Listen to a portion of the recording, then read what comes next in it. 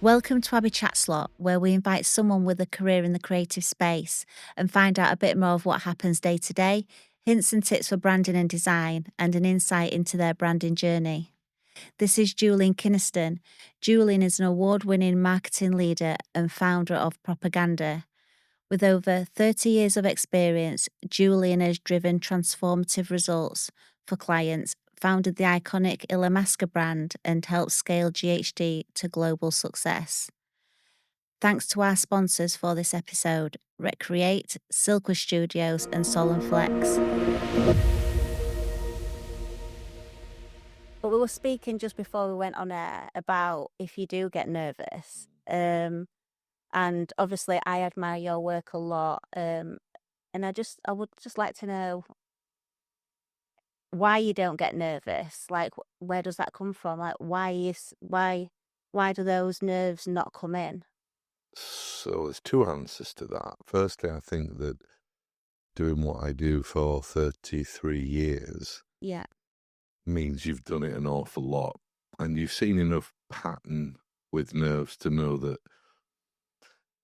when you get there, it's fine after 10 minutes. I mean, it's the same thing about wasting your entire 6-week holiday cripplingly worried about your first day at a new school and then an hour in you're fine.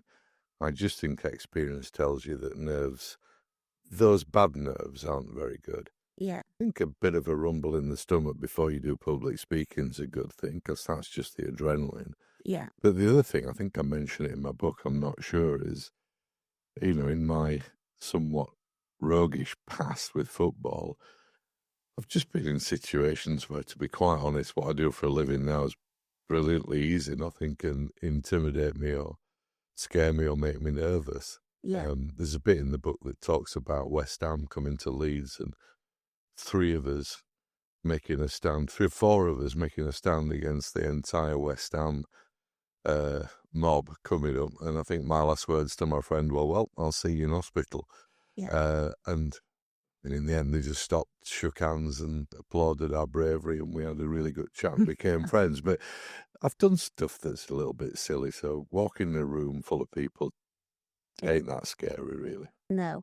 What if the prize that you really kind of want, the achievement or the prize, are you just not bothered if you don't get that, the end outcome? No, I'm terribly bothered. I'm a sore loser. I think that's why. I mean, losing in my world is almost and only associated with pitching and with losing a client. Yeah. I compare losing a client to bereavement. Right. It's not something I accept. It's not something I can sit there and simply say, well, you can't keep them forever. I believe you can. So if a client leaves and that isn't leaving because they've been acquired, which might have been our brief, or I'm not a happy guy, I don't like it.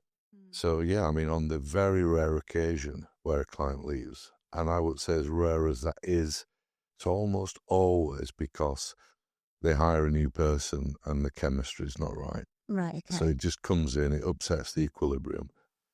I will try and fight that, but in the end, maybe it's impossible to win on occasion. I don't like losing in that situation. So I fight very hard not to lose. Yeah. I think and then the pitching game is a really crippling lose. When I used to do it, we haven't done it for 16, 17 years. But losing when you know you're right, losing when you had the best idea. Yeah. And losing in that scenario, knowing the client's made the wrong call. And that's a really stupid loss. And it's not so much a stupid loss for me, it's a stupid loss for that brand or that business. So we work very hard not to lose by stopping the pitching game, not through a fear of losing, but more a determination just to get it right. Yeah. And we work extra hard, and my team work ridiculously hard. I mean, working for me is not for everyone in our game. They've got to have a shared mindset. And I think that mindset is we keep accounts for a long, long time. That isn't easy. Right. That is not easy. And that's not for many people that are born from the agency world. I think they come with an acceptance that a client 10 years, 2 years, 3 years, and then on to the next. We don't stand for that. So, yeah, I'm a sore loser because I'm not saying I'm always right, and maybe there's occasions where we've deserved to. But in the main, we shouldn't be losing. We're good at what we do. And if you sense that a client is going to leave, can you have conversations with them and try and like bring them back? Yeah, many times, and I think that's part of a determination to keep it. But, Yeah. I mean, most of the decisions to leave are either made by the marketing manager. Every time I do any form of interview or podcast, I have to qualify I'm not anti-marketing manager. I'm anti-crap marketing manager, which is about 80-90% of them out there. Journeymen and women that stay at the brand 3 years, reinvent everything, move on and reinvent at the next one. They feel it's their raison d'etre to simply scrap what's gone before and leave their mark whilst moving on and on and on. But Yeah. if the centre, cornerstone of a brand is continuity, that's a very strange thing to do. Yeah. So often we clash with those people because so much of what they want is their personal agenda.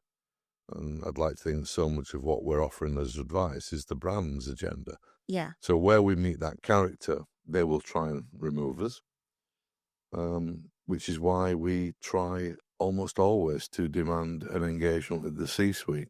Right. Okay. Because I think we speak their language. They understand our pedigree, and we'll simply look at the case studies. So if there is a situation of misalignment or disagreement, I think when you deal with the C-suite, they're open to saying, well, perhaps this is us, perhaps this is our fault, not the agency's. Yeah. You'd never get that from a marketing manager. And it's taken, your years to find that out. I bet you was dealing with the marketing manager. Yeah, we dealt with them and it frustrated us, and so many brilliant ideas that we came up with in our first 15 years were rejected by marketing managers because they'd not written the brief. They'd given us a brief, and I think we looked at the brief and thought there's a better brief. And when we took them back and said, look, we've not done what you asked, we think this is better, and it was, they can't move past we've not done what they asked. Yeah. Whereas I think if you're talking to the C-suite, they'd just go, that's genius. Thank you for not accepting what we thought. Yeah. Thank you for thinking harder about what the objective was and telling us there's a better way to meet it. Now, anybody smart's going to bite your hand off, aren't they, for that? But I think more often than not, most agencies deal with someone who's got a personal agenda, and that ain't always aligned with the brand agenda, sadly. With the good marketeers in-house, it's totally aligned. Yeah. But most of them, it's not.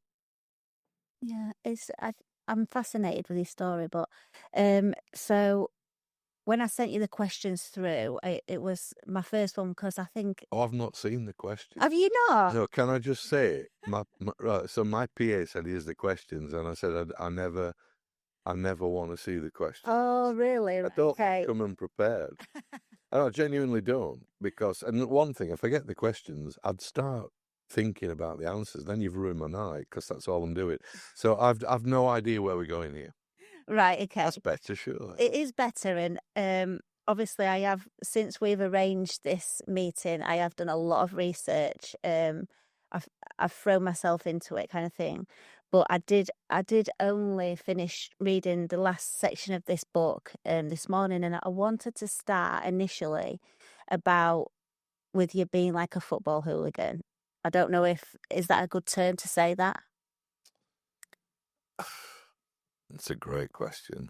I suppose that's where it sits in an index in a book. Yeah. I think we were a youth culture first and foremost. This is the casual scene that attached itself to football. And of course, that looked like football hooliganism because there was a bit of fighting. There was a lot of dressing. Yeah. There was a lot of girls. There was a lot of music. But yes, I suppose it'd be silly to argue that term. But first and foremost, I think no matter what decade I would have been born in, I would have been drawn to a youth culture. Yeah. So mods, teddy boys, casuals, punks, goths. I just love that. I love belonging. I love the tribes Yeah. that go with that. But yes, my tribe was 1980s football casuals. We called them dressers. Never heard of In that Leeds. before. Yeah, dressers. And it was great, fantastic years. Yeah. Um, but yeah, what was your question? I forgot. Oh no! Yeah. What was my Well, you question? said, "Do you describe yourself as a football hooligan?" And I went all around the houses and went, "No, yes, but not anymore." Caveat: get out of jail card. No, long folded and packed away. But having said that, You're gonna have to say all of my friends still are a little bit roguish. yeah, And I still see them. I love them to pieces. You know, I would not, and I've never left anything behind. I mean, I think life's formed from your life's chapters of a book, and yeah, just because I'm in the chapter I'm in now doesn't make that chapter any less significant. It's part of who I am. So I've always kind of enjoyed dipping back into previous chapters and keeping them open. And yeah, I love the time I spend with my daft mates. Do you not grow out of people, but kind of move on if it's not working out? Do you not do that? Because Yeah, I mean, I'd use slightly. I have a lot of friends who I was thinking about this on the way over, which is really weird, having not read your question. But I was thinking well, that was about. in the question. Oh, cool, there you go. I was thinking about how many friends I've got still from school or even preschool. I mean, they're all still there. And throughout every chapter of my life, I've still got friends from those chapters, That is amazing. which is really good. Yeah, that is good. That means you must be a good friend. Well, I think I'm a good friend if people want help. I love helping people. If they're in a crisis, I'm your man. I'll down tools. I'll come and sort it for you. But yeah, I have friends from every chapter going where I leave people behind. And I read a book once, and I think the nearest description I came to the type of people who I don't like, they called them psychic vampires. They just drain your energy. Yeah. You can just put them in a room and the entire dynamic of that room changes. And no matter how seasoned I am dealing with a varying level of people, from my pals through to the biggest members of the boards and C-suites around the world, occasionally someone will just jar with me and I can't get on with them no matter how hard I need to try. So I've learned to stop trying with those, but I can spot them in a meeting and understand that my life's got more important things to do than spend 2 more meetings trying to win them over. Yeah. I think if you try and win those people over, it never works anyway. No, I try to remove them from the equation as quickly as possible. Yeah. Sometimes that works, sometimes it doesn't. And the other type of person I think that I dislike are the people who just think they're right all the time. Those are very poorly people in my mind. They know everything. They're right on every front. They will not admit to being wrong. I don't know what that energy is, but I do believe it's a huge weakness on their part. Yeah. I can change my mind on a very serious issue 3 or 4 times in a year or in a month or twice in a meeting because I've learned something subsequently that makes me reappraise that view. So that dogged determination from people to anchor themselves to a stance or an opinion just because they've said it out loud Yeah. and then never shift it is really, really strange. Yeah. And I think certainly in a creative space and a strategic space, the need to reassess and reappraise is a strength. And digging into a predetermined view and not being open to change that is a real weakness. Yeah. It is good to listen as well, isn't it? Like this, for me doing these podcasts, I'm learning a lot. It's like a really good learning journey, and that's good, isn't it? Yeah, absolutely. We're learning all the time. Yeah, I've been fortunate in my career to learn every time I go in a client meeting that's in an industry I don't know about, or a client meeting where that business is in real trouble, or a client meeting that's on some coruscating stellar rising fortunes. And one thing I will say to you is the commonality of dynamic between a business in trouble and a business growing fast, they're almost identical. Same problems, same stresses. really. One's just got a lot of money and the other hasn't got a lot of money. Yeah, But the chemistry in the room, the energy in the room often is perversely identical. But I see all those things, and I guess I do think, well, I must have. It's not a thought, nor is it arrogant of me to say so, but there are not many people in the agency world have a tenure of 32, 33 years at the helm of a single agency. yeah, There are very few of us around now. I think that ad principals, possibly, wherever the Leeds, Bradford way, I'm sure, I think they've been around a year longer, but the rest have fizzled away. okay, And you learn so much over that time. You learn how trends come and go. mm, You know, I mean, at the moment we are in a really intense phase where brands and agencies are so specialist and nuanced on all things digital. You yeah, know, return on ad spend, everything SEO and the book that can be written on it every single day as Google and changes and so on and so forth. yeah, They're so preoccupied at the the head of that debate that none of them any time to think about the things that have lasted probably for decades or centuries about the central tenets of branding that never change.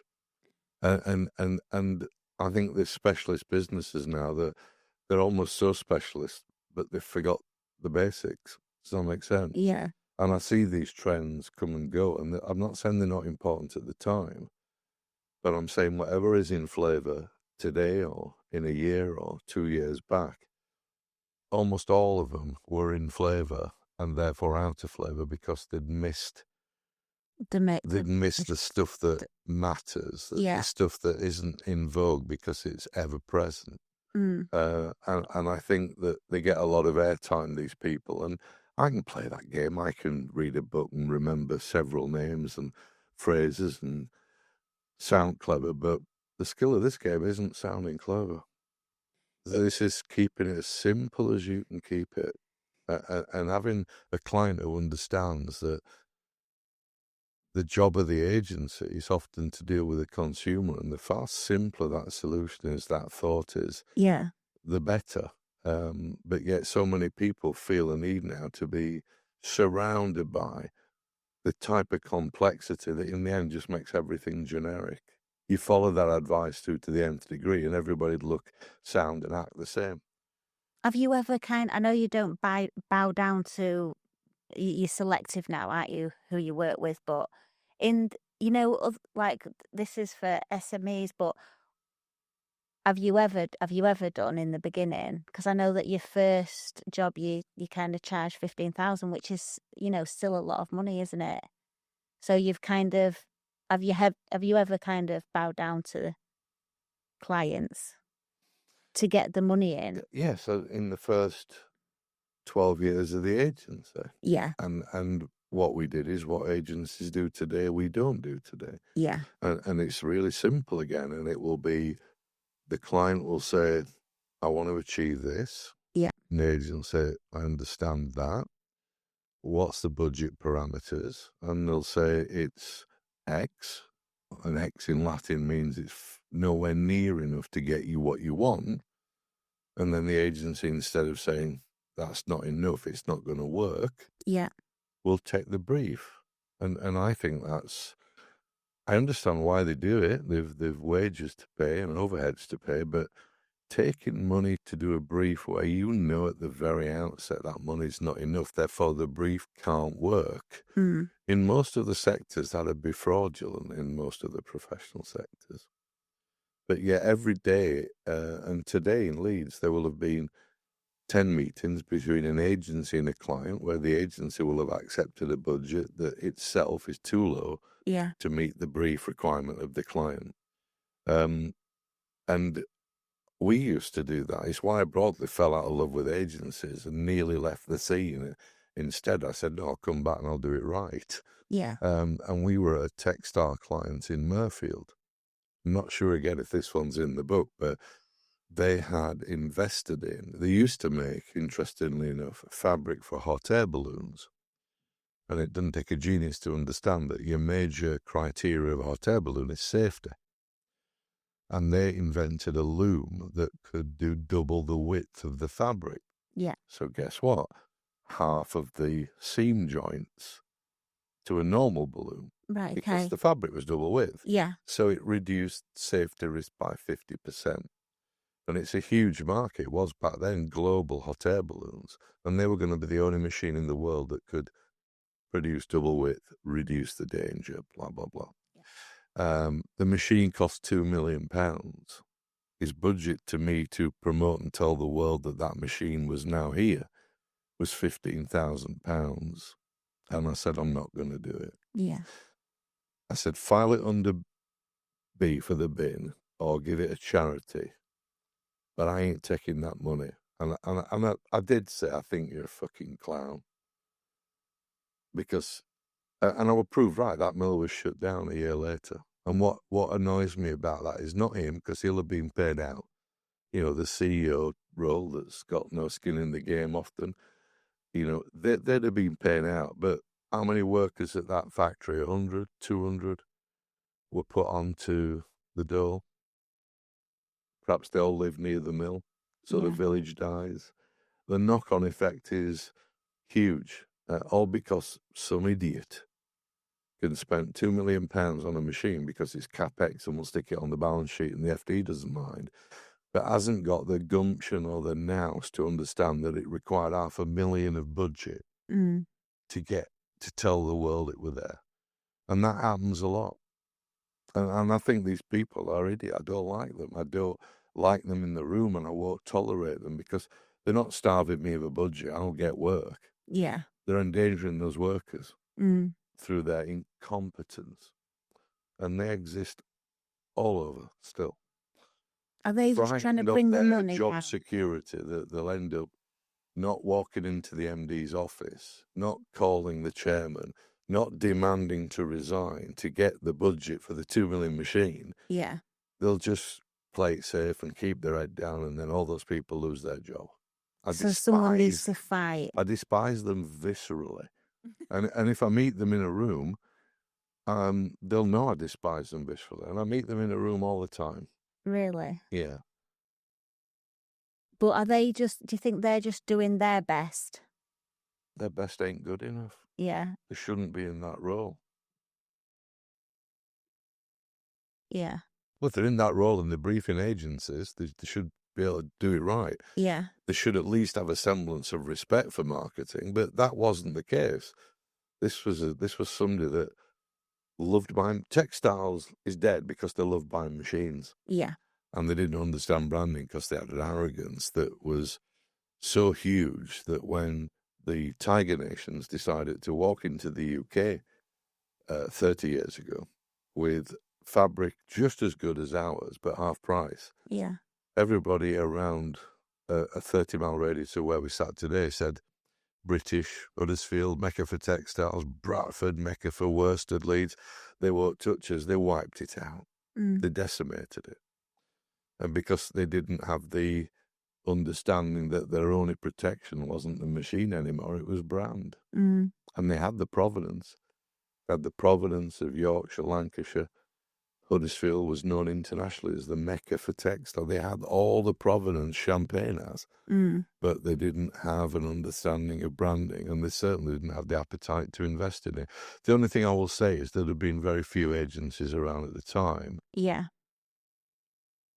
that were up north able to help them. Yeah. So it says in the book as well, if you came to that situation now, would you have handled that differently? Yeah, I would force the issue to a point whereby I went round the back of that individual and I spoke to the chairman and I spoke to and I would do. Yeah, And when people say, well, isn't that a little bit conniving? I'd say, well, might be, but it's a little bit better than 4,750 jobs being lost. Because don't forget, that type of person that does that, they'll move. They'll have a recruitment consultant ringing them up and placing them elsewhere every 3 years. yeah, So no, I don't think in the pursuit of results to the level that me and my team have agreed to pursue them, I don't think there's much room for being polite in the room. yeah, As long as you believe that someone is blocking progress for that brand, you may as well as have a go at telling them. yeah, So what have you got to lose? yeah, yeah. You said then, like certain people moving on after 3 years, but your staff stay. That was quite a good Yeah, segue. That they was used to move on a lot. It was the reason why most agencies, it was the only reason agencies could attack propaganda, because we did have an incredible churn. yeah. I didn't realize you did have a high turnover previously. I thought you kept your staff. Yeah, so the answer to that isn't straight. So we did have a high turnover, as I think most agencies have a high turnover. But then it went ballistically high when I adopted the planning methodology. Yeah, I brought in a planner. I switched the whole mantra of the agency to knowledge before assumption, and clients had to start to pay for a process of planning that we called discovery. yeah, That's a very, very hard discipline to do correctly. People can say they do it, nobody does it well because it's cultural. yeah, You can't just say you're doing it. It affects every facet of your business. yeah. Most people then did not want to, they weren't good enough for it, or they didn't like it. Right. So as we switched and evolved into a planning-led agency, many people didn't make the grade. And in my hiring to try to find people who could, I must have gone through 100 to try, and I arrived at probably a hardcore of 15 through that 100. So the churn was phenomenal. Right. Okay. I wouldn't not do it any other way. And because one of the things you've got to say to yourself is, no interview will prove to me they're any good. I need to give them 3 months. Yeah. But at the end of 3 months, the chances of them being good are still slim. Right. So 1 in 10 would last a 3-month period. Now, I think the agencies attacked us for that. You know, the end is near, terrible place to work for. That wasn't the reason. The reason was, and the only people I care about are my clients. The clients loved it. Yeah.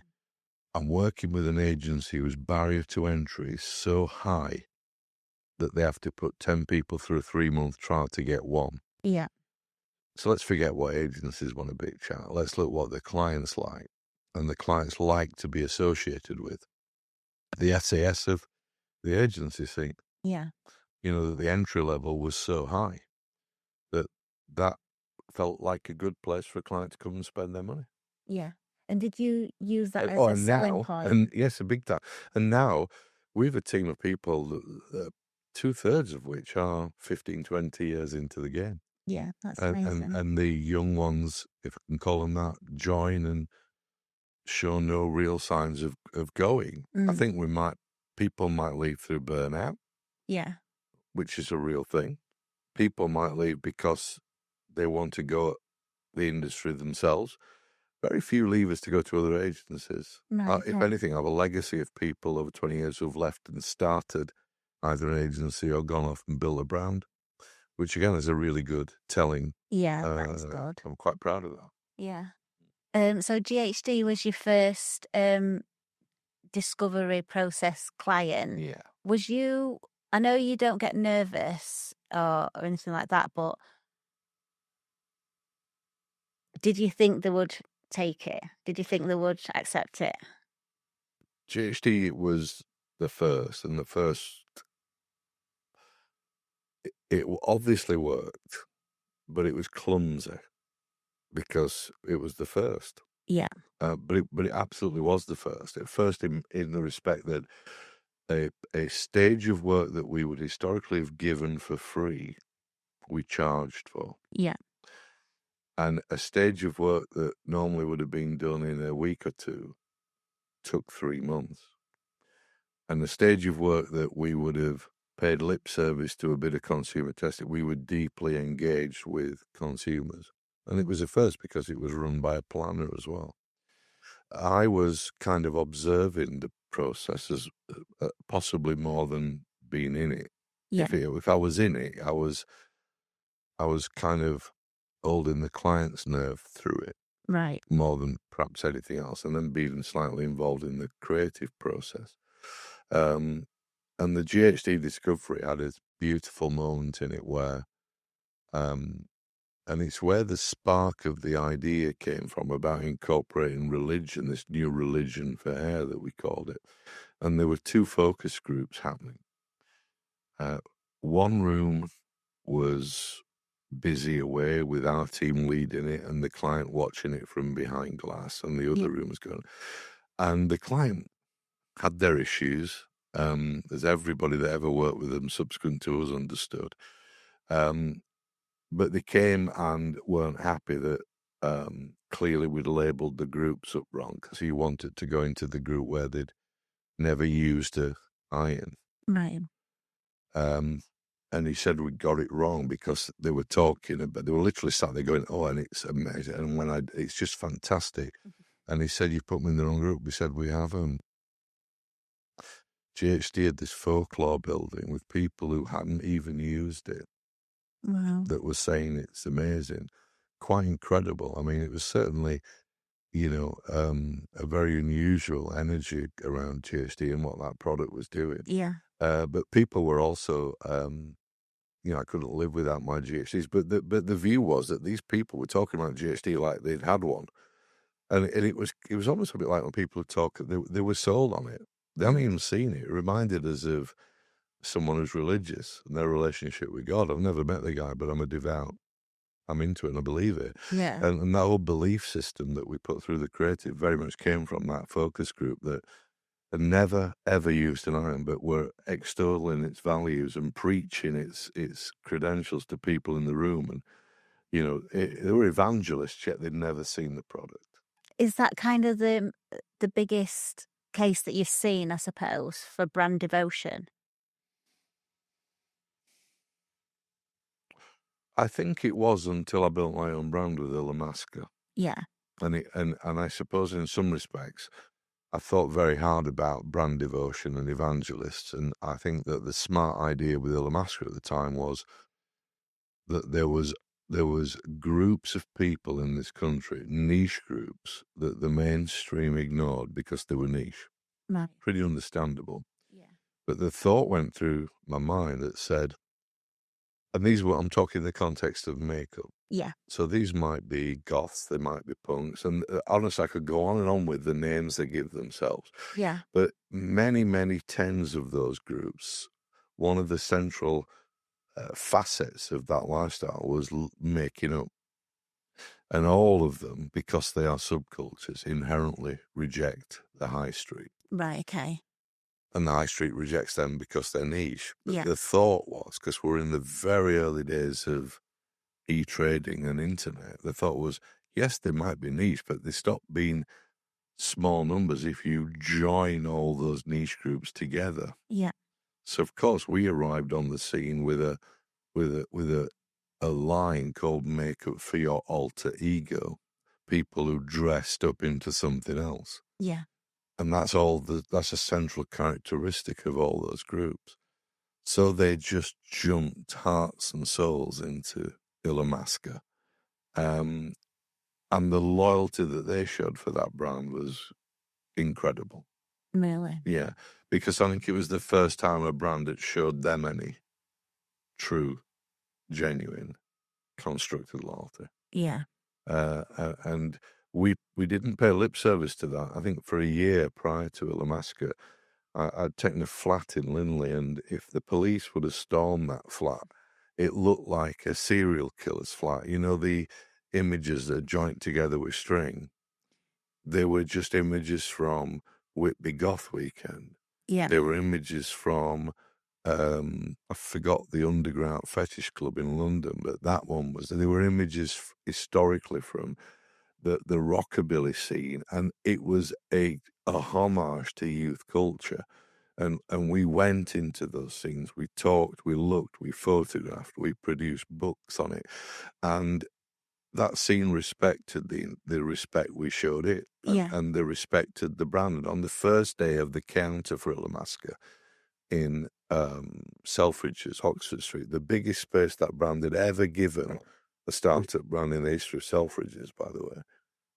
That's the clout we had, just as an idea. Yeah. My counter was stocked by those types of people. With a 6'6" cyber goth, with rockabilly girls, we punk type, we'd them all.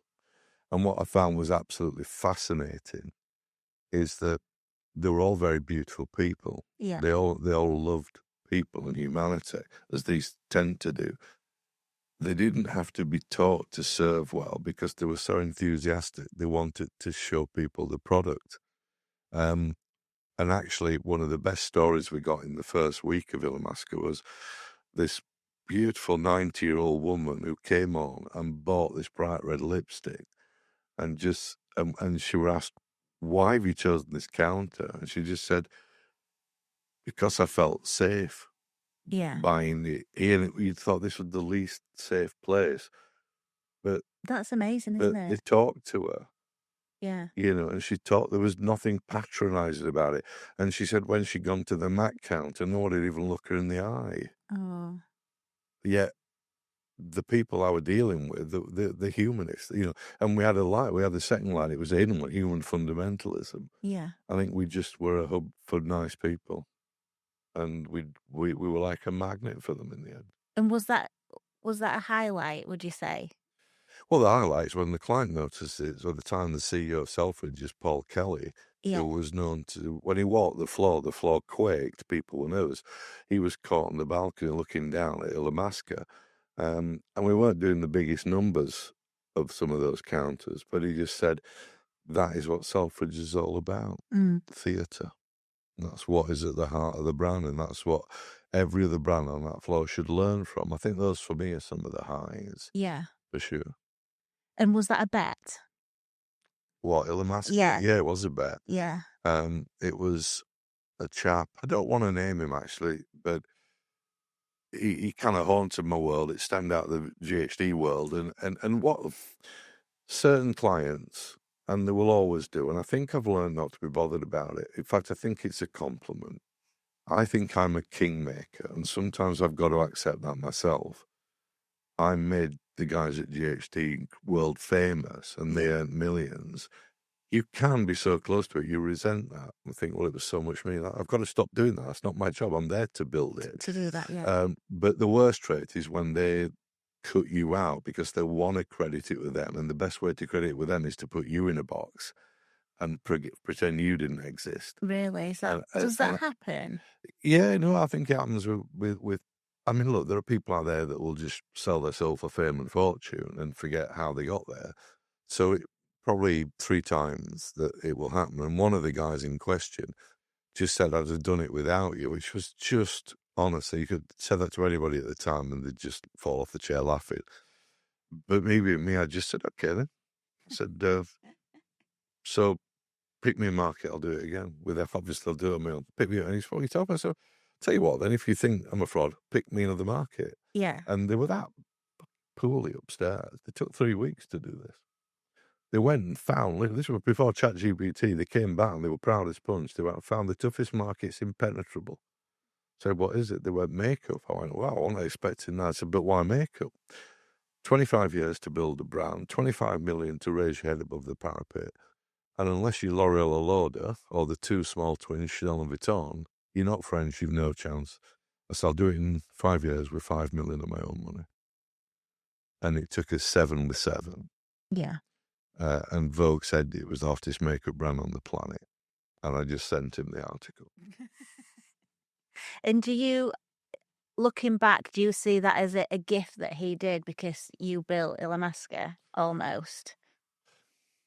Because you wouldn't have done that if Look, he hadn't said that. look, the gift would have been that at the end of GHD, I famously resigned the account, an account that was paying the agency £2 million a year, £166,000 a month retainer.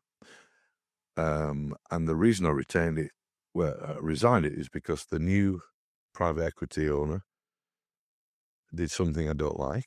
They took the strategic view to really ramp investment down for a year, and they knew they were going to sell it in a year.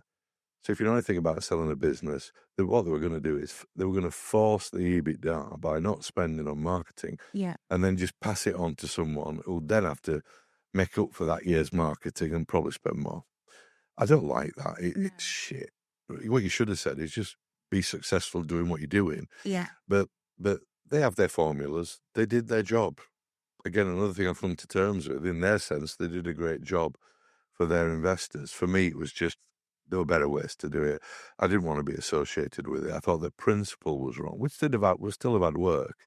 And then just as I was thinking about that in the same meeting, I was in a board meeting with them, and the chairman spoke to a woman in a way I don't allow men to speak to women in my rooms and my company. So I threatened to do whatever I'd done with him. I think the writing was on the wall, so I just said, I'm out of here. I'm off.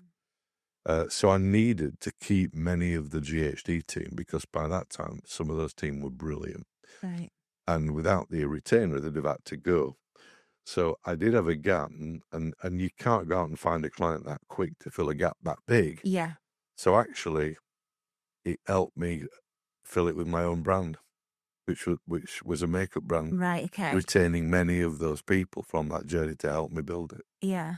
Things happen for a reason. Yeah. Simply. I do believe that. And was you going down to GHD for a day a week then? No, I was more. GHD was probably 4 days a week at that time, and I was literally chairman at prop, only coming back into Leeds for either a problem or a hello. But the predominant either desk in Leeds, and I was the marketing director. I was on a plane all around the world launching GHD to America, to Australia, everywhere. Yeah. Yeah.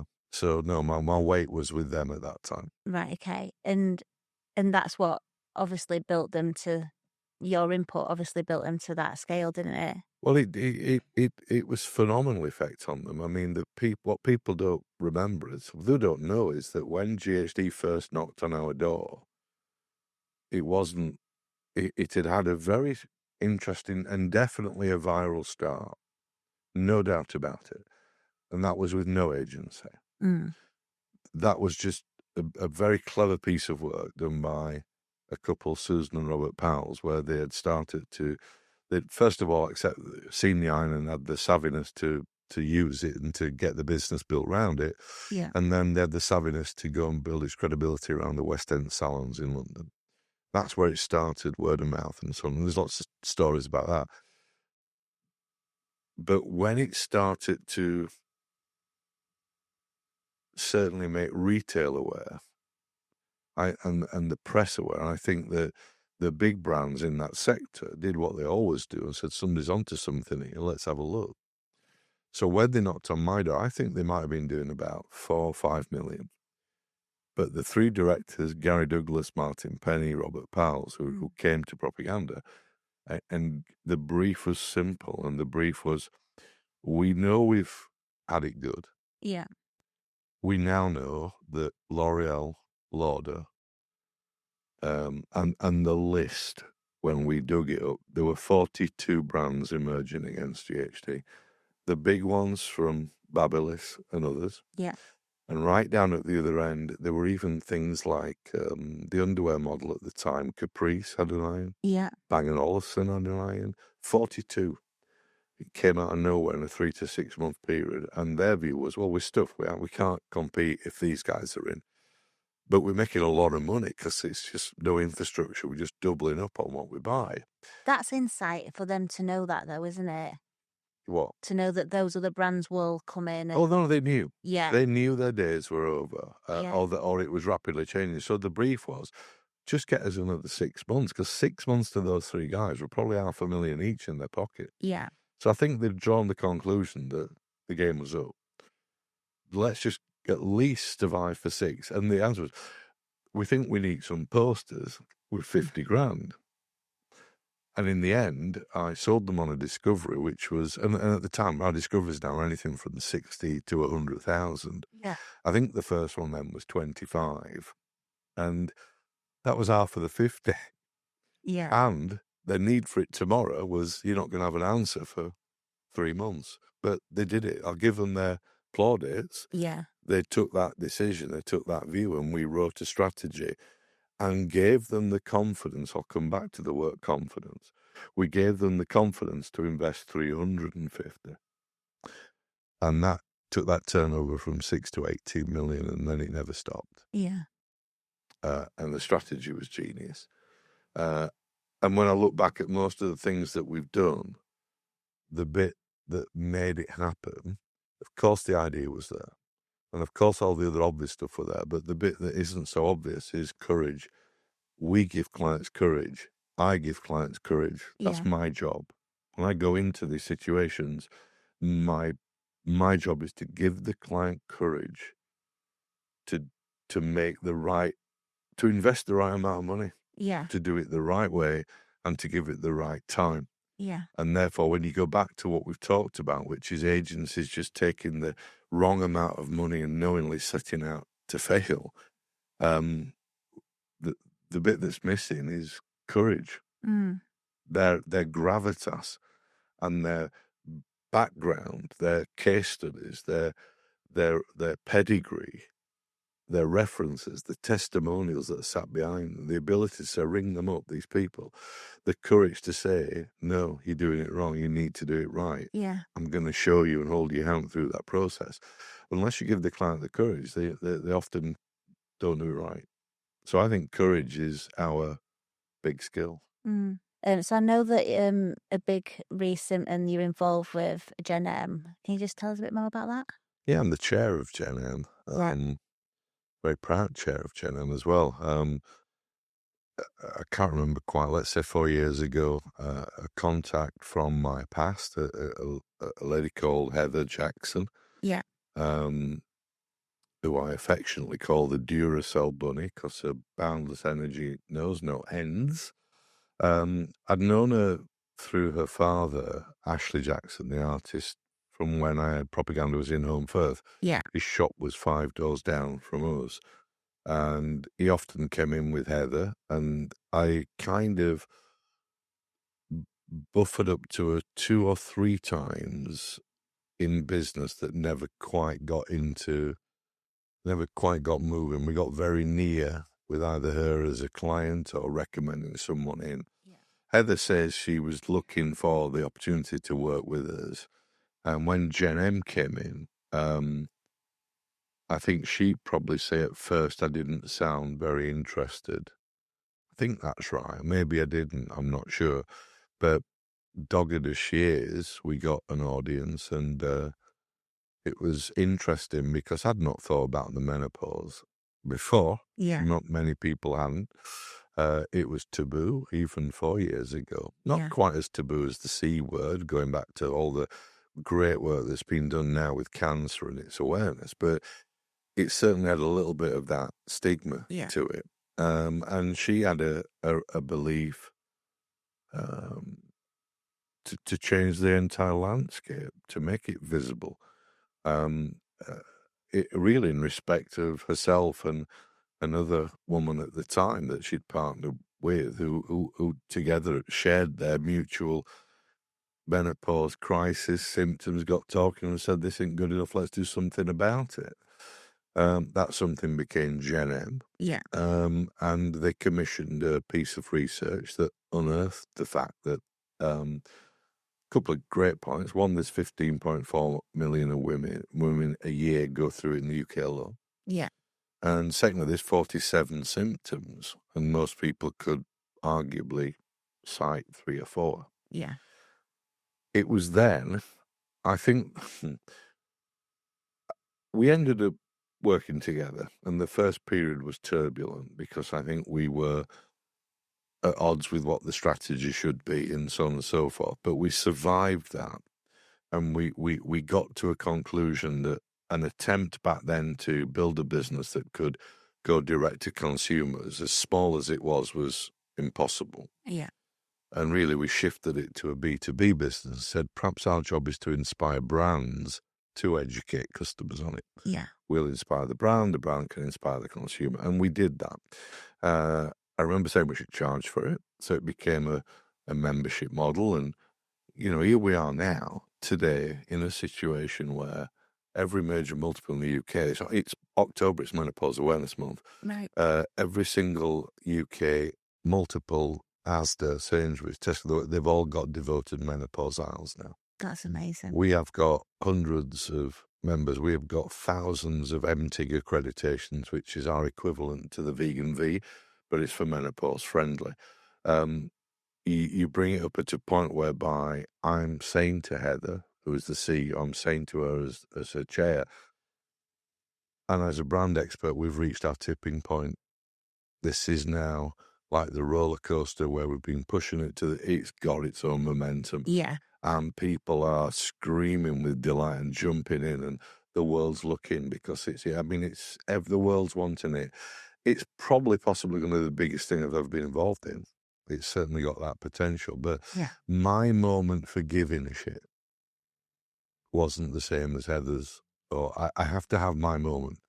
And my moment came to me courtesy of a visit I had. Somebody told me I needed to go and see a chap in Keighley called David Salmon,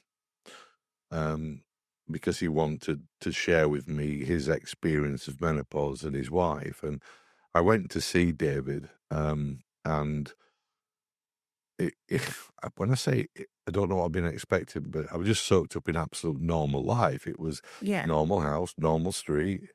He was desperate to show me his little car collection and everything else. And we sat and we started to talk about Linda. And he said, she was the life and soul of it. She used to work at a local Sainsbury's, I think it was Sainsbury's. The most popular woman on the till. Yeah. Everybody went to that till because you get conversation from her. Yeah. Whereas the others wouldn't even look you in the eye. Life and soul of the party, the holidays, everything else. Her mum was old. She was poorly. She was infirm. And they moved her in opposite, I believe. So you could set the clock by Linda. If it were 5, she took a tea. If it were 9, she took a supper. If it were 9 a.m., she did this. Really? Total devotion. And he talks about the fact that she'd gone through this period where she didn't want to go to work anymore. She didn't want to get out of bed. She'd changed. She didn't go on holiday. He just didn't recognize her. And he had no idea what it was. The doctor had no idea what it was. The friend, nobody knew anything. And one day she went at 5 to take the meal, but by 6 she hadn't come back. She was always back. She set the clock by her, and he went across the road, and trigger warning, she was hanging from the top of the stairs. And he had no idea why she did that. And for 2 years, he'd no idea why she did that. And then he was watching Calendar one night, and there was a program about the menopause, and they were talking about the symptoms. And for the first time ever, he could stop blaming himself because he understood that she was in menopause. The brain fogs went with it, the memory that went with it, all of those things that probably, I think, she could have thought she'd cancer. She could have thought she'd any facet. She could have thought she was going mad. Yeah. She'd menopausal symptoms.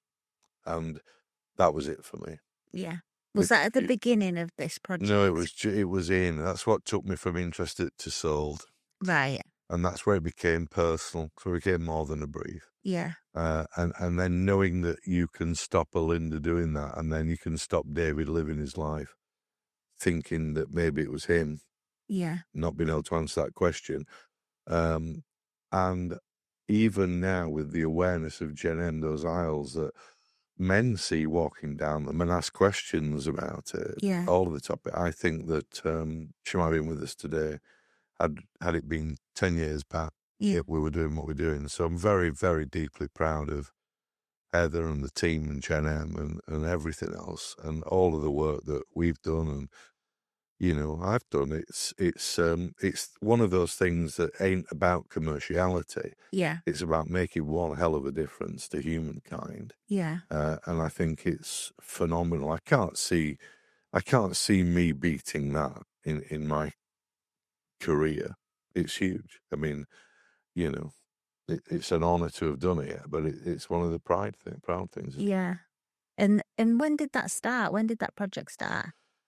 They probably started to put it into place 5-6 years ago, and Yeah. at first I think that they started to try to build a website to consumers, and then I think it became quite obvious, and that the consumers don't know to look for it, the brands don't even exist to go on it, and the multiple it needed to do it a different way. It needed Yeah. a strategic growth direction and a strategic build for that brand, and that's what I brought to the party. And then me and Heather just became a very synergistic type of partnership of creativity and brand management within there. Yeah. And it's growing way bigger than all of us now, which again is great to see. A little bit sad. It's a bit like sending your daughter to university or something else, because its success is taking it out of your reach. But that's a tipping point. It's where it gathers a momentum that's bigger than you. And that's what we should all strive for as marketers, really. Yeah. But if you're on the board, you're still involved with that. As you become less, so when these brands hit this level, are you meaning that you have less involvement with it? No, I just mean that probably the same involvement I've had, but there are more people there to do more of the things that we were aiming to do ourselves. Right. Okay. So I think you've got to accept that your role becomes slightly more defined, less Yeah. of a generalist, more of a specialist. Yeah. And sometimes that again could feel a little bit like bereavement, because people affectionately remember the early days where work through the night and do this and all the arguments, but success is growing, isn't it? And wealth creation and job creation and all of those things. Mm. Mm. It's great. So this podcast is for SMEs, and I suppose maybe other people will listen, but what do you think SMEs should be doing to help their branding? I think the biggest problem, talked about this with someone the other day, the biggest trait I see with an SME, Yeah. it comes without an adequate budget. More often. Yeah. They're having to scrap together. But then all SMEs, I can't say all, can I? Some might work with me. But most SMEs then seem to believe that what success looks like with that budget is getting as many things from it as possible. Right. So they will judge the efficient spend of that on, but we need a web, we need a brochure, we need X, we need to go to this exhibition, we need da-da-da-da-da-da, and then, oh, wow, with 19 things, I've really squeezed that budget. None of them will be seen. Yeah. What I would say is be seen once rather than missed 1,000 times. And that might mean just simply have the best website in your sector. Right. It might mean that don't just go to the show on a budget. If you're going to go to the show, spend all of it on the show and be the talk of the show. Yeah. It's having a mentality of less is more. And I think that's what SMEs struggle with. When you're big, you can do more and more. Yeah. But even often the big ones have learned it and still stick to a mantra of less is more. Right. Let's just do something incredibly well, or do 3 things incredibly well. But I think with SMEs, there is a belief that success comes from having everything. Well, not one of those things is going to be the best on a limited budget. Right. Okay. You've got to outthink, not outspend your competition when you're an SME. Yeah. And actually, a lot of SMEs aren't trained to outthink. That's not what they do. That's not their jobs. That's not why they are in the business of whatever sector they've chosen. So they need often to work with someone who can outthink, someone like me or other people in my world, you. They need to work with those people, and they need to understand that they like listening to us. It's the ones that will then take it into action. And I think that you can only do so much. So, you know, another thing SMEs will do is they'll always haven't got the budget, but they're already spending a budget. They're already doing the 20 things Yeah. and it ain't working. But they feel that they've got to be at that exhibition. And the best you'll ever get is, well, if we're not there, the competitors will think we've gone bust. Well, if Really? that's a reason for going to an exhibition, don't go. Yeah. The best and smartest exhibition strategy happened in the late 80s with a soft furnishing brand called Crowson's, John Crowson. I believe what happened, I wasn't there, I was told this. I was working for another brand at the time, and everybody used to spend their £30,000 on a stand at GMX. Right. I talked about this the other day as well, but I have a problem with exhibitions because for me, the whole concept of sticking yourself in a place with all your competitors, then inviting your customer there is a real weird thing. That's the last thing I'd want to do. You've never, so yeah. It's the last thing I'd want to do. Yeah. You know, I'd rather. But John Crowson went, well, I'm not going to play that game. My God, you come out and it's who have you seen and nobody can remember. So what John did, he hired I believe, a stately home in Manchester, out on the outskirts of Manchester. Said free drinks after the show, canapes. And as the people left the show on the drive down to the stately home, he draped all the cows in the field with his fabric collection. No way. What did people talk about? £5,000 of hospitality and some clever manoeuvring with cows, or £40,000 a show that no one talked about. And that's a great example about thinking, not outspending. Yeah. And I think there's opportunities to do that in every client, in every sector. It is a skill. I'm pretty good at it. I am. I'm really good at it. It just comes naturally. And the more you do, the easier it gets. Yeah. Because the other part and parcel about thinking outspending is a word that's doing the rounds now as if it's new. It's called, hey, let's disrupt. We've been disrupting for 20 years. And the easiest form of disruption is don't look for solutions in your sector because they're going to be the same as everybody else's. Mm. If you're in textiles, go and pinch something from heavy engineering or IT. It's lifting ideas that have worked in one market and shocking another one with those ideas. Yeah. I think that's disruption. I think that's what we've seen so much of now, that we've kind of got a back catalogue that can compute and adapt most of the time quite easily. But yeah, an SME's got to outthink because most can't outspend. They've got to stop believing that success is 20 tactics, do too well, be seen, not missed. And I think that that's kind of the main advice I would give them. And if you can't afford an agency to often do that work, go in and pay the right fee just to listen to them for a day, having a workshop or something with them and get that advice and get that experience because it'll be worth paying for. Yeah. Do you think sometimes just kind of stopping and analysing, or you going into other companies because you're a fresh pair of eyes, things like that? Yeah. I mean, I think that's a good thing. Yeah. I think that there's a cost to analysing and doing it right. And think SMEs, again, the typical SME, if I was to say, just be really generic about what you find, I'll find them having a marketing director on £80,000 a year Yeah. who's got a marketing budget of 50 that's spent on stuff that doesn't work. And when you tell them what to do, they haven't got the budget. So it's this standoff. This is my point about marketing directors, why would anybody good who can command a salary of 80,000 Yeah. take a job at someone whose budget they were given is less than their salary? They should say, no, there's no point in being here. Yeah. Save my salary, add it to your 50. There you go. You got 130 grand. Now go to an agency. Yeah. But they've got to put this bod in place that costs more than their budget. So when I was starting off the first 15 years, I met more marketing directors telling me they didn't have a budget, and yet the bloody company's paying them 80 grand a year to tell me they haven't got a budget. They should fall on the sword. Yeah. Yeah. It's interesting. It's really interesting. You can't separate the money and the conversation of money and budgets from what agencies do. or what creative cost. There's a cost to it. Yeah.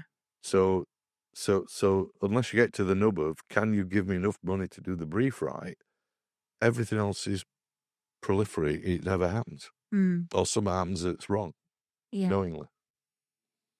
So I suppose they're just kind of doing what they think they should maybe do. No, doing something's better than doing nothing. Yeah. Yeah. Okay. And when No, that's what they believe. I'd say, don't do anything, just stick it into a charity. right. Just put it in the bin, set fire to it. Just don't waste time and distraction, Yeah. knowingly setting out to fail. Yeah. And in the beginning, did you how did you analyze how well you were doing kind of thing? You know, these because people go bust, don't they, at these. No, I've nearly been bust twice. I mean, Yeah. I went way past bust, and I was hanging on by my fingernails. In the end, the only reason I didn't is because I just couldn't look my grandfather in the face and tell him, because he was so proud of me. So I just dug in there beyond anybody that would have done, I believe, and just clawed it back. Yeah. And that's where you learn. That is a truth. Yeah. And we wouldn't be here today if we hadn't had that. I'm certain of that. Our financial management now is second to none. You know, we are so hot on cash flow planning, Yeah. management accounts, profitability margin, all those things. It's shit hot, Yeah. and I think agencies generally aren't, and they need to be. And you've got to know when you're not working, and you've got to strive for profit, and you've got to have cash, because only having cash in the bank allows you to say no to briefs that are wrong. Yeah. You're all going to take a brief that's wrong if you need your wages paid and you know backup. Fortunately, now we've got that war chest where we can only choose the right briefs. Well, that's self-perpetuating. You're going to get more chance of success if you've got the briefs that give you the right money to do them right. Yeah. And then the pedigree builds and the testimonies build. You go down the other path, you've too many skeletons in your cupboard. I didn't realise you'd nearly gone bust. I wouldn't have thought that. But I suppose We were overtrading. It's not that we'd no work on. We'd more work than we can cope with. But I wasn't charging enough for it. right. So we were working weekends, nights, through the nights, and the cash was just going down, down, down, down, and down. Yeah. We were overtraded. We were too cheap. We were saying yes to stuff because I like to give, we were overtrading, and that is fatal, Yeah. because you've got to be brave to get out of overtrading, because you've got to get your prices up and up significantly. Or you've got and ideally you've got to half the clients and charge more with the half that's left. Right. You got to get rid of the ones that are bleeding you, sapping you, where for every grand that they're paying you, you're giving them $2,000 of work because they're running you. Yeah. And that's a vulnerability of a small agency. You'll have clients that you make money off, and you'll have clients that make money off you, and you can't have too many of the other. Yeah. So yeah, it wasn't a failure of winning work, attracting one, and doing work. It's a failure of charging the right amount for it. And obviously you're a creative, so you are, aren't I you? can't work a Mac. Oh, I thought you was like I'm a creative thinker. Yeah, I can't work a Mac. No. Yeah, I think I'm a marketer. Yeah. I don't think there are many marketers left. I think that if you were to go into a dozen agencies now and say, could all the marketers here put their hand up? The people who put their hand up would be like the PR or the copywriter or the account director. And I'll go, no. You're an account director, sit down. You're a PR, sit down. You're a copywriter, sit down. Yeah. A marketer. There aren't many marketers out there. I've got a top team of marketers that can create wealth. Yeah. That's what their job to do is for a client. They understand the dynamics of marketing. Yeah. That discipline disappeared, and it suddenly became tactical, and all the tactical disciplines believe they were marketers. They're not. A marketer is someone that will not align to any one niche tactic. And the great skill of a marketer is helping understand which tools to choose to deploy onto the brief. I always used to say in leads that if a brief came to propaganda, I genuinely could not tell you what we would respond with.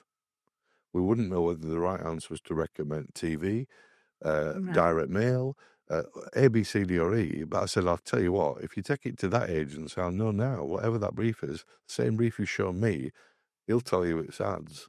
He'll Right. tell you it's direct mail. They'll tell you it's PR, because that's what they fucking do. Yeah. That's what they do. And I have a real, I think that's ridiculous. Yeah. I think that the great and first and foremost principle of a good agency is tactics neutrality. But so many agencies aren't tactics neutral. Their machine is an ad machine, a PR machine, a direct mail machine, a e-com machine, a web build machine. Yeah. Well, they're web builders, they're e-com. We should be giving the work to them if we need them. Yeah. But they position themselves as agencies that are there to give you the right solution. You know what solution you get before 10 briefs go in, 10 briefs come out with direct mail. If That's what they do. Right. Yeah. Okay. With us, at one point, we came out with a brief for a famous children's brand, and we charged them 30,000 to look at it, and our advice was do nothing, because that was the right answer. Yeah. If they would have spent to protect their position from an American entrant to the market, they didn't have enough to do anything, and the trade would have seen them weak in attempting. So our advice was do nothing. Yeah. It was the best advice they took, and they were grateful for it because they were smart. And that was right, and it served them well. Every other agency would have told them that they had to do what they were selling. I wonder how many times that has actually happened. Twice in the last hour in Leeds alone. No, that someone said, don't do anything. Oh, never. Yeah, I don't think ever. Because it goes in. We're paid for that. Yeah. We're Right. paid Okay. to say that. And We're that's paid why for that research is good, isn't it? That discovery. Well, that wasn't actually discovery. That was just a toe dip at that point, I've got to be honest. But it was so obvious that, here they were turning over at 5 million, and there was a 200 million pound entrant coming in, and they were saying, we'll give you 30 grand to explore it, but at the end of the day, we might have 100 grand. 100 grand would have it couldn't have stopped it was coming anyway. Yeah. So the best thing we thought was, don't do anything and let the buyers see you even be worried. Just have trust in your brand. Let the buyers see nothing. They don't see you panic. They don't see you trying to fight something that's unfightable. Yeah. And it was a really good, sound piece of advice. It's the best advice. It saved them 100,000 that would have worked against them. And that shows Integrity. Integrity. Yeah. That does show really good integrity. Yeah. How do you kind of, measure brand? Like, how good the services are. How do you kind of measure it? Well, there's all the little tools of the trade called brand trackers and everything else. Yeah. But I think that certainly without indulging some of our IP now, because Yeah. we're involved, a lot of the time our job is to help a brand sell for the value it wants to sell for. So most of the time, I would say 80% of our work now, if someone knocks on our door, Yeah. right propaganda, we've been approached several times to get bought, but they're only offering us a 4 times profit multiple on our value.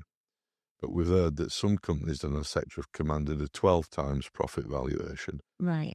That's brand more often than not. Yeah. So we have a process of understanding what the factors and what the things needed are to come in there and build that valuation metric up. Yeah. So success ultimately looks like those companies selling for a high value. Yeah. The rest becomes academic, I Right. guess. Brand trackers and all that stuff often are the pacification of marketing for internally at the client looking to justify so on and so forth. I like to see it in the pounds and pence. I like to see it in turnover. Yeah. I like to see it in tangible sense where no one can really dispute it. We were going bust, but now we're flying, or we were offered 100 million for it, but we've got 500 million for it. I think those outweigh most of the typical measures that our industries come up with. And that's what the companies approaching you will want anyway, isn't it? Yeah, because it's C-suite. They're not particularly bothered about twee reports. They're bothered about the numbers. Yeah. you know. Yeah, so I mean, I'm back in at Cloud9 now, which was the brand that we started after GHD that I had to then go off to do Illamasqua with. They've invited me back, and great time, but the measure there will be profitability and turnover. Right. And we're doing really well. It's getting a great start. I don't want to sound like Donald Trump. We're doing beautifully, and it's amazing. I don't want to do that, but we're doing good. And change is happening so fast under our foot, with brand being brought back to the front of that business, and seeing now some of that narrative we're creating being fed back through from the consumers is great.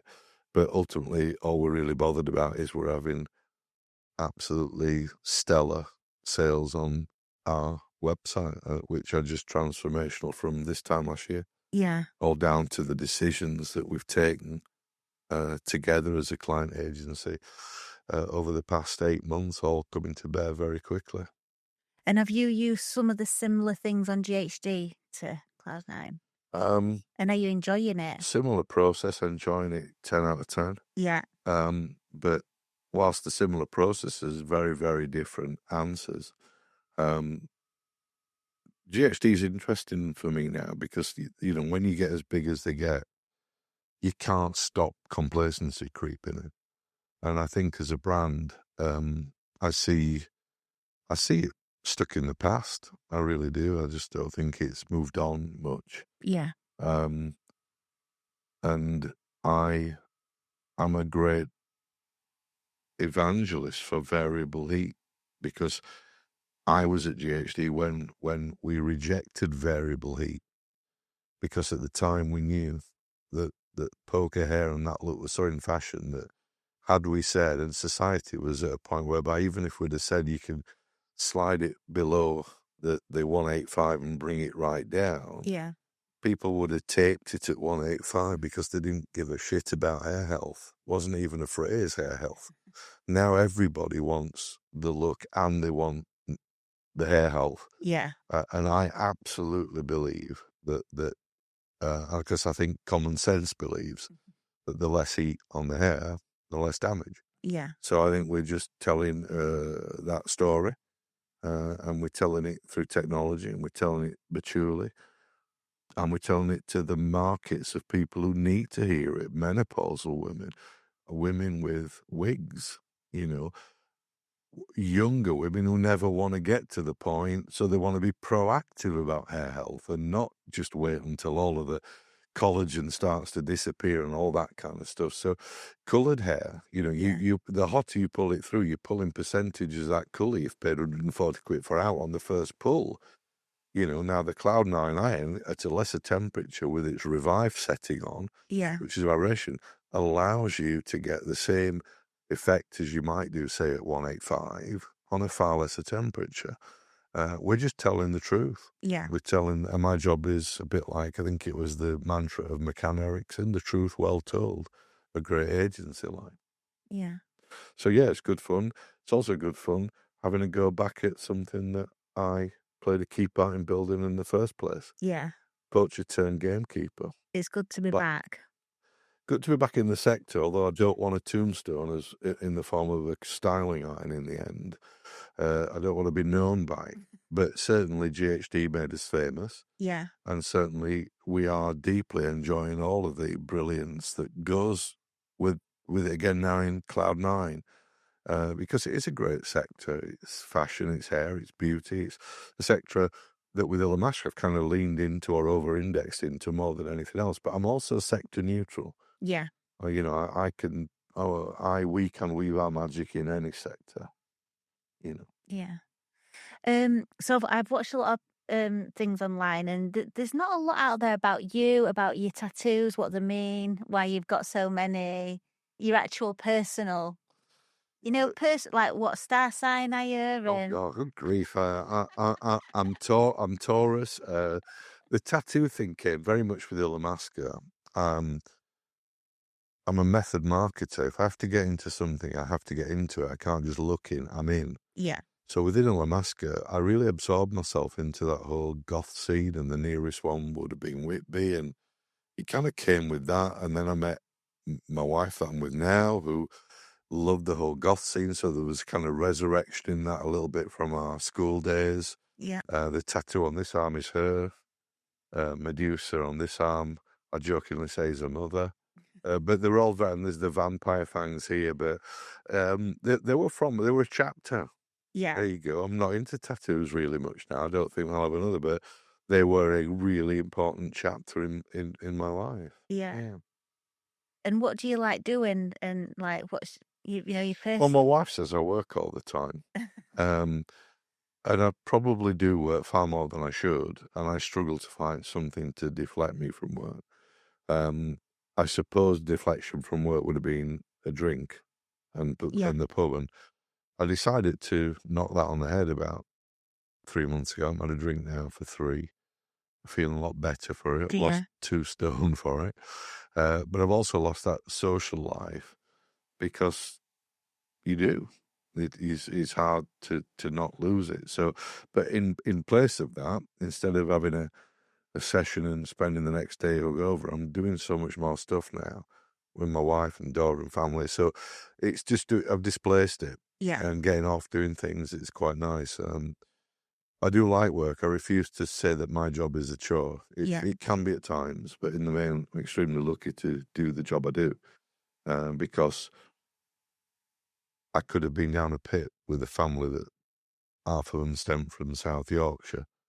So I'll always be grateful that I didn't have to do that. Yeah. Plus I get claustrophobia, and plus I'm 6'6", so it would have been pretty bad. But at the moment, I have other hobbies. I like punk rock. I always have since I've been 15. Yeah. Still go to the punk festivals and gigs a lot with my friends.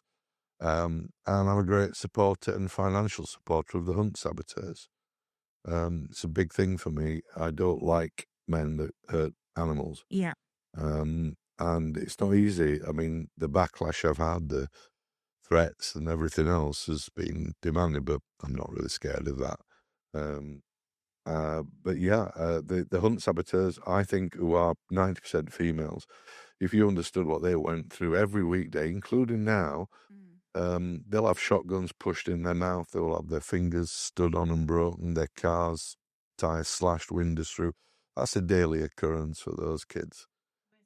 This is happening. Oh, by the way, podcast. We've got Mum in the room here. Haven't we? We need to say that. So you've looked twice at your mum, but we need to say Mum's here. So this is everywhere up and down the country that's happening on a daily basis.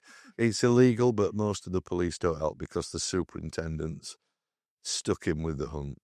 That's the truth of it. So it's left to hunt saboteurs to stop those animals getting killed. We've just come off cub hunting season where the hunts train the new hounds on the young cubs. It's the most vicious, barbaric practice you'll ever see. And it's if I went to stop it, I'd be arrested. So, and that's not good for my job. So the nearest I get to it is providing funding to the SABs for them to do it. They're superheroes by my measure. Yeah.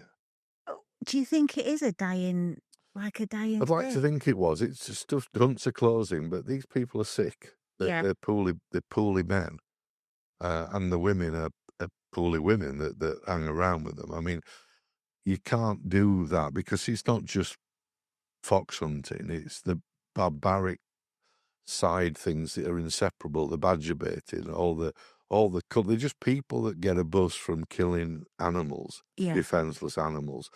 They say it's country tradition.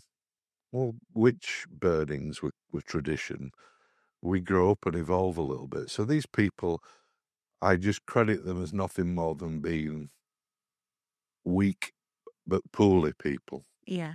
There's something wrong upstairs. And do you think they'll never get out of it? No, I don't think they will. No, I mean, they might die out of it. Yeah. But the youths still come through. I mean, they'll still blood their youths. The kids Really? they've brought along and they blood them. And they get their endorsement from the fact that you see shooting, ground shooting, all that. But that's barbaric. They're all imported in to shoot. They're not native. They screw the moors up, and it's just wrong. And it doesn't take a genius to know it's wrong. Yeah. but their defence is country life and die. Well, let it fricking die for all I care. Yeah. There's no excuse. If that's what keeps it alive, it can die tomorrow. Yeah. Are you a vegetarian? I'm a I, vegetarian. I, I don't eat as much as I should, but I know I'm not a vegetarian because I've tried and I just can't get there. Yeah. I just cannot get there with it. But so does that make me a hypocrite? Partially, maybe, but that's fine. I'm not perfect, far from it. And I've no doubt our abattoirs are disgusting, many of them as well. And I wish I was a vegetarian. Yeah. Maybe I will get there one day. But my focus is on hunts and Yeah. stopping the hunts, and we've done a lot already. Yeah. As have some incredibly great institutions. Channel 4 have been phenomenal. Chris Packham is phenomenal. But also those people, the predominant girls, guys that go out there on that front line, outnumbered. And of course the hunts are hiring protection now, thugs Oh, that really? that are all balaclavaed like the Sabs are. The difference with the thugs is they're balaclavaed because they're punching the Sabs in the mouth. The Sabs are balaclavaed because the hunt will follow them home and drape a dead fox on the gate, or they'll follow, or they'll find out who employs them, and through the network of the higher fraternity of business owners, so they'll get them sacked. So I understand why the Sabs are balaclavaed. Yeah. When I like messaged you and said I don't know if it's a midlife crisis or whatever, but I said that I would talk about your books, and they are, because we started talking about, but I don't think we were recording, but they are amazing. And did you ever think that you was gonna write a book? I am blown away by the reaction I've had. Yeah. I haven't met anybody that hasn't liked it, Yeah. and I've met an awful lot of people who I thought ain't gonna like it, who've loved it. I have a view. I am me. I can't change. And if you don't like the real me, we shouldn't be doing business. Yeah. You saw that in one of the books where I often go into a meeting with my be anti-racist, and I believe that with a role to play there. Yeah. I know I've met clients who don't like that message, don't like that T-shirt. Well, I ain't going to waste my genius on you. I'll work with somebody else. Yeah. So I call these my shit filters. As many reasons as I can for you not to work with me. We might as well get on the table now. But even the ones who I thought might have, even though it was historical, might have had a frown on the football past, loved it. They just loved the sincerity and the honesty of it. Yeah. And actually, loads of clients of my age and agency owners were involved in that scene because we're of the same age. It was the scene of the time, Yeah. So, no, I think you've got to be really honest with who you are. And if they don't like it, then that's a great sign for saying, find another client or find another agency. Because the great solutions, like I mentioned with Heather and GenM, they come from a lot of argument, tension, pushing the dial out of the safety zone, which you can only ever do if you trust each other or respect each other. Yeah. And if there's a fragility in that, there's not much point you've been there. Yeah.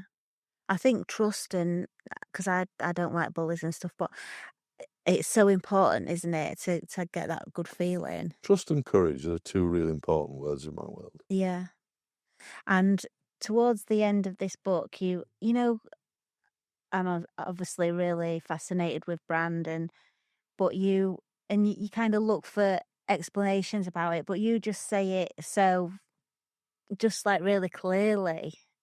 Did that was that easy to write?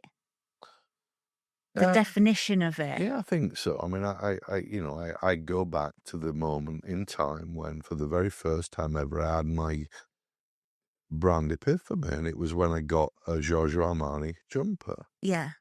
and I'd craved it, saved up for it, aspired to it, wanted it, begged for it for months, and it landed, and I pulled it on, and it was a bit like Superman putting his underpants outside his trousers. I just felt new, felt stronger, felt cooler, it was a feeling, Yeah. a very visceral feeling. And any brand I ever work for now, I think my job is to try and create that same visceral feeling between them, their product or service, and their consumers. Yeah. Yeah. Fabulous. Well, that's flown by. and I've loved it. So thank you. You're welcome.